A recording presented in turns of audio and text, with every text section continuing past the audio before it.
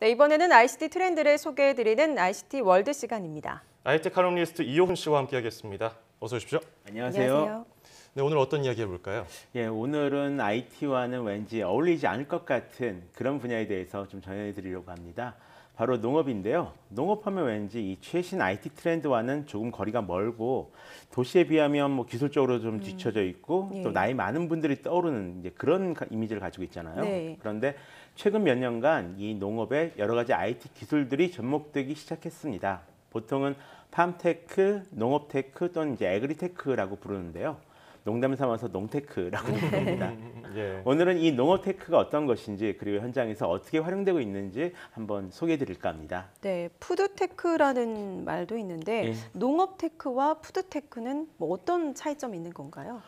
우선 둘 다 사람 입에 들어가는 먹거리를 다루고 있다라는 점에서는 같습니다. 다만 이 푸드테크가 새로운 먹거리를 만들어내는데 좀 중점을 두고 있다라면 농업테크는 기존의 농업 생산 방식을 좀 혁신하는 그런 기술입니다. 예. 물론 두 산업군이 만들어진 이유는 굉장히 비슷한데요. 안전한 식량을 보다 효율적으로 생산해내기 위해서입니다. 실제로 지금처럼 인구가 증가하고 기후 변화에 의한 피해가 늘어나면 뭐 식량 전쟁이 일어날 것이다. 뭐 이런 말도 있었잖아요. 예. 근데 진짜 전쟁이 일어나지 않겠지만 위험한 상황이 닥칠 수 있는 것은 사실입니다.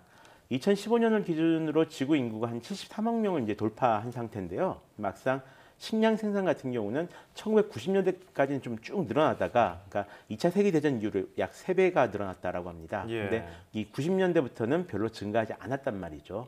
그래도 그동안 별 문제가 없었는데요. 일이 터진 것이 한 2010년입니다.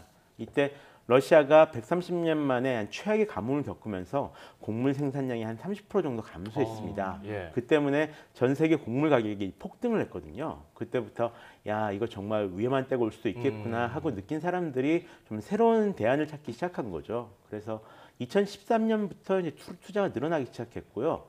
2015년에는 이제 실리콘밸리에서만 약 46억 달러, 우리 돈으로 약 5조 3천억 원 정도의 투자가 이루어졌다라고 합니다. 예. 주로 어떤 기술들이 투자를 받고 있나요? 크게 두 가지 정도로 나뉘는데요. 예. 일단 정확한 정보를 제공해서 작물을 기를 수 있는 기술이 있습니다. 그리고 사람의 노동을 좀 줄이면서 효율적으로 식량을 가꿀 수 있는 기술로 나뉜다라고 보시면 될 것 같습니다. 기본적으로는 보다 값싸고 안전하고 편리하게 더 많은 식량을 생산하는 그런 기술이고요. 예. 먼저 농업테크 분야를 가장 효과적으로 활용하고 있다고 알려진 나라는 바로 네덜란드입니다. 하드웨어 측면에서 농업과 IT 융합이 굉장히 활발한 그런 나라인데요.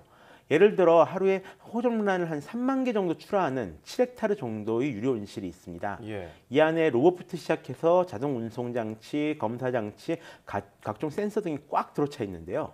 이 기기들을 이용해서 자동으로 온실 환경 제어 시스템을 운영하고 있습니다.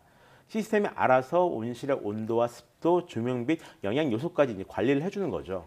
그런 기술들 덕분에 이 7헥타르가 축구장 8배가 좀 넘는 8.5배 크기거든요. 예. 이런 크기 온실에 직원 30명만 있어도 어허. 충분하다라고 합니다. 예. 또 최근에는 이제 자동으로 오이가 익었는지 판별해서 수확하는 그런 로봇도 개발했다라고 하네요. 미국에서는 처방 농업 붐이 일어나고 있습니다. 농기계와 농경지 이곳저곳에 좀 많은 센서를 장착을 해서 이 토지와 작물의 좀 다양한 정보를 획득하고요.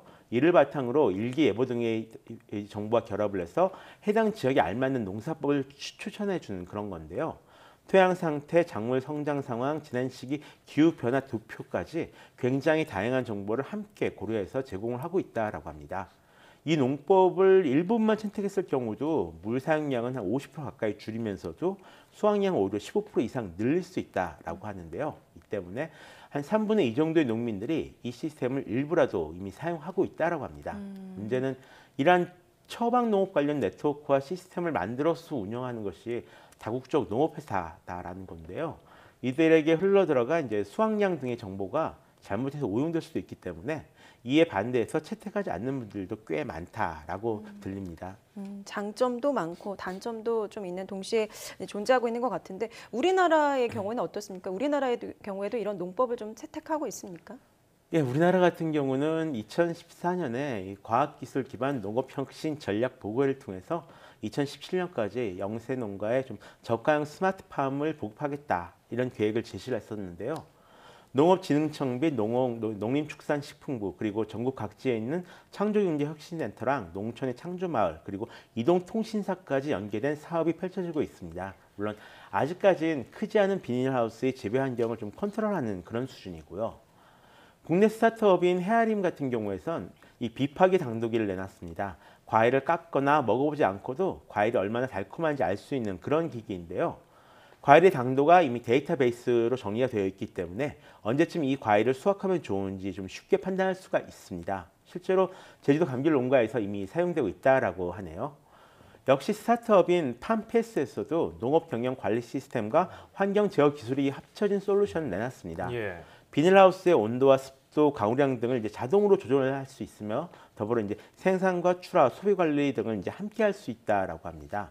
문제는 이제 데이터인데요. 해외에서는 이미 오랫동안 이 다양한 식물과 환경을 관찰해서 저장된 굉장히 많은 양의 빅데이터가 있고요. 이를 실제 농업에 활용을 하고 있습니다. 이건 단순히 짧은 시간에 얻을 수 있는 것도 아니고 또 인공지능을 통해서 해결할 수 있는 것도 아니고요. 시스템만 좋다고 해결되는 것도 아니거든요.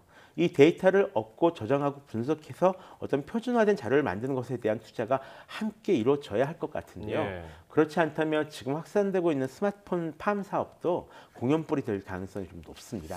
그렇다면은 전통적인 생산지인 농촌을 벗어나서 아예 그 생산 지역을 옮기는 겁니다. 뭐 도시 같은 곳으로. 네. 그렇게 해서 뭐 환경을 컨트롤하면서 재배할 수는 없을까요? 영화에서 많이 보셨죠? 예. 실제로 아예 도시에 이런 식물 공장을 만들자라는 움직임도 이미 활발하게 실천에 옮겨지고 있습니다. 예.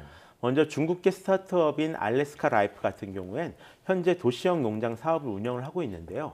핵심은 어디서나 식물을 키울 수 있도록 모든 것을 일체화시킨 컨테이너형 식물 기르기 시스템 EDN을 제공하는 겁니다. 예. 일주일에 한 2시간 정도만 할애하면 최대치로 채소를 이제 생산할 수가 있고요. 기존 농업 방식보다 아주 적은 양의 물과 에너지만 사용한다라고 합니다. 또 일본의 스프레드사 같은 경우는 아예 완전히 자동화된 상추 공장을 만들었습니다. 사람이 씨만 뿌리면 그 다음부터는 모두 로봇이 알아서 재배하는 그런 농장인데요. 예. 심지어 수확까지 모두 책임진다라고 합니다. 2017년부터 본격적으로 가동될 예정으로 있습니다. 또 미국의 에어로팜사 같은 경우는 이 3층 건물 높이의 세계 최대 수직 농장을 운영을 하고 있습니다. 약 2,000평 규모의 건물에서 매년 1,000톤 가까운 채소를 생산하고 있는데요. 예. 수경 재배 대신에 영양분이 들어간 물안개를 뿌려서 생성시키는 방법을 도입한 것이 특징입니다. 그 밖에도 이렇게 식물 공장을 운영하고 있는 곳은 굉장히 많이 있는데요. 국내에도 좀 많이 존재를 하고요. 예. 이 밖에도 농업테크는 굉장히 여러 방면으로 활용되고 있는 것이 사실입니다. 집에서 직접 키워서 먹을 수 있는 재배 세트들 같은 경우도 좀 다양하게 출시가 되기 시작했고요. 자동으로 어떤 채소나 과일을 수확해주는 로봇들도 계속 만들어지고 있습니다. 결과적으로 이런 시도들이 농업이라는 분야를 좀 더 매력적으로 만들어서 새로운 사람들이 많이 뛰어들었으면 좋겠다라는 생각입니다. 네, 모든 분야에서 뭐 IT가 접목되지 않은 곳이 없는데 그렇죠. 농업과도 앞으로 불가피해 보일 것 같고요. 앞으로 또 어떻게 발전해 나갈지 지켜보는 것도 재미있을 것 같습니다. 네, 지금까지 IT 칼럼니스트 이온 씨와 함께 농업 테크에 대해서 살펴봤습니다. 오늘 감사합니다. 맞습니다.